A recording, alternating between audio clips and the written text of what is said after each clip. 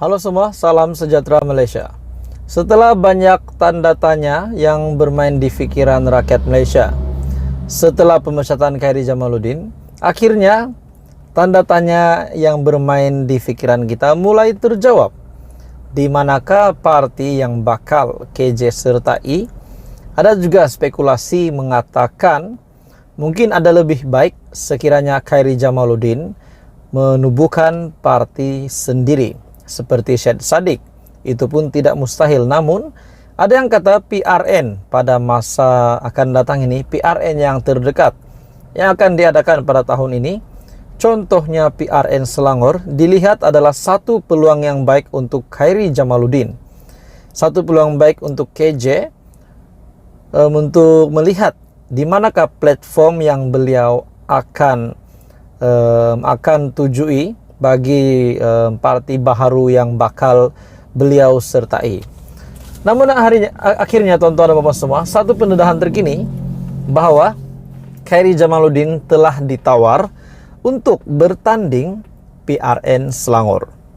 Dan bukan itu saja, yang menariknya sekiranya Khairy Jamaluddin menang di PRN Selangor, beliau juga akan ditawar menjadi menteri besar.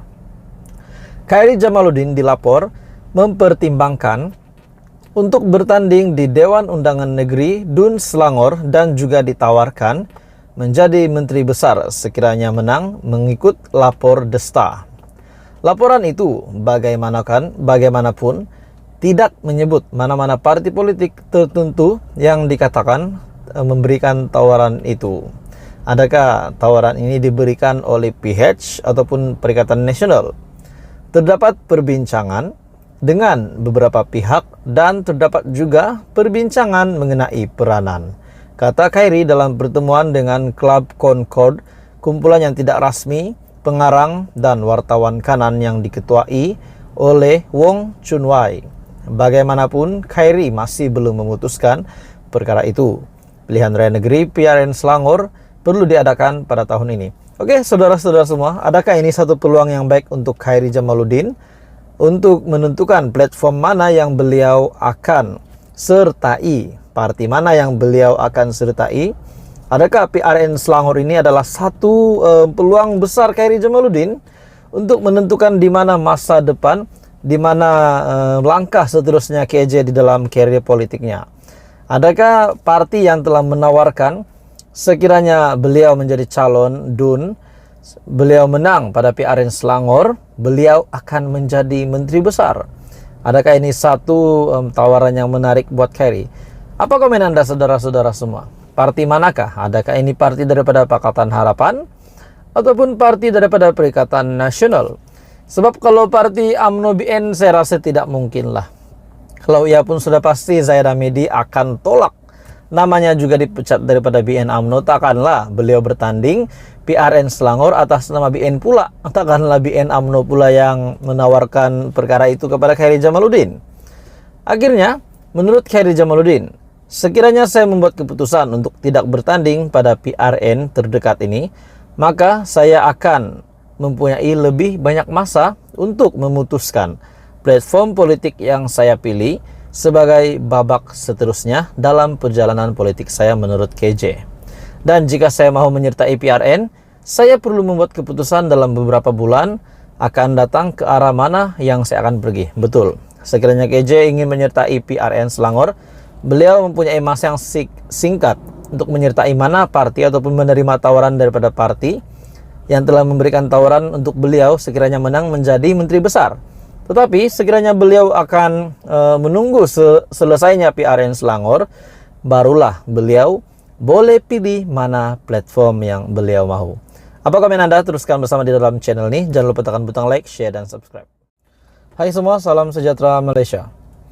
Tuan-tuan dan puan-puan semua, ramai yang beranggapan Datuk Seri Ismail Sabri Yaakob yang menyokong Muhyiddin Yassin sebagai Perdana Menteri, yang menyokong PN, bahkan ada juga mendakwa Ismail Sabri Yaakob mengikut pintu belakang, mempunyai rancangan pintu belakang di dalam kerajaan hari ini.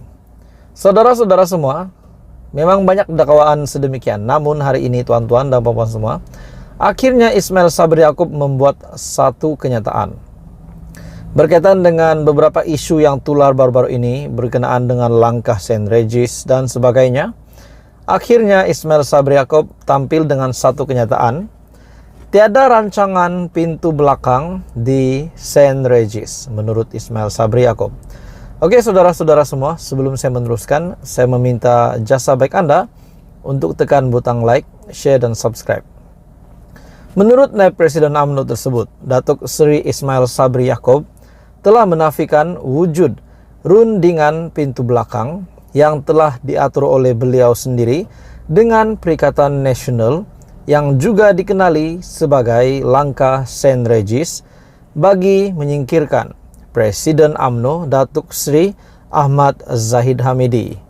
Sebaliknya, beliau juga menjelaskan rundingan yang telah dilakukan Barisan Nasional bersama dengan Perikatan Nasional di Hotel St. Regis berkenaan yang juga disertai oleh Setiausaha Agung Barisan Nasional Datuk Seri Muhammad Zamri Abdul Qadir adalah perbincangan rasmi yang telah dipersetujui Dewan Tertinggi Parti menurut Ismail Sabri. BN yang pergi ke Hotel St. Regis mengadakan perundingan dengan Perikatan Nasional, maka tidak timbul langkah St. Regis seperti yang didakwa. Itu menipu, malah Dr. Zamri sendiri hadir dalam rundingan itu. Pertemuan itu adalah rasmi, dan sebelum itu juga kami berunding dengan PH seperti yang dilihat di Hotel Seri Pacific. Kita sampaikan permintaan dan syarat kita.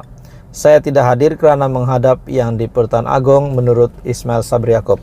Jadi saudara-saudara semua, akhirnya Ismail Sabri Yaakob membuat pengakuan bahwa tiada rancangan pintu belakang pun. Dan dengan kenyataan daripada Ismail Sabri Yaakob ini, beliau juga dilihat tidak pun mahu mengundi Muhyiddin Yassin. Namun kita tidak dapat nafikan banyak juga yang mendakwa bahwa Ismail Sabri Yaakob memang menyokong PN dan lebih cenderung untuk menyokong Perikatan Nasional. Memang banyak yang mendakwa itu, kita tidak boleh nafikan.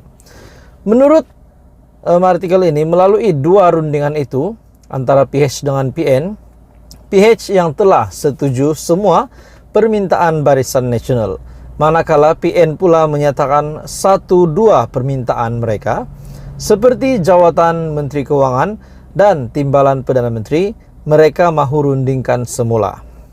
Pada Perhimpunan Agung UMNO 2022, Presiden UMNO Datuk Seri Ahmad Zahid Hamidi mendedahkan wujud usaha untuk menyingkirkan beliau sebagai pengerusi Barisan Nasional ketika proses rundingan pembentukan kerajaan berlaku selepas pilihan raya umum ke-15. Malahan Ahmad Zahid mendakwa wujud rundingan pintu belakang yang diatur dengan PN yang juga dikenali dengan langkah St. Regis yang turut mendedahkan tindakan 10 ahli parlimen BN yang menyokong Tan Sri Muhyiddin Yassin sebagai Perdana Menteri selepas pilihan raya umum ke-15.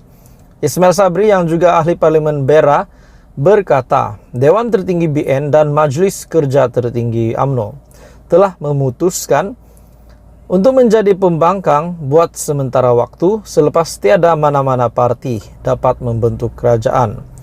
Beliau juga menjelaskan, turut diputuskan BN mahu mengadakan rundingan dengan kedua-dua parti, yaitu PN dan PH, sebelum membuat keputusan seterusnya. Jadi pada akhirnya saudara-saudara semua, pengakuan daripada Ismail Sabri Yaakob sendiri berkenaan dengan memang tiada pun rancangan yang beliau mahu buat pun. Rancangan yang beliau mahu laksanakannya itu pintu belakang.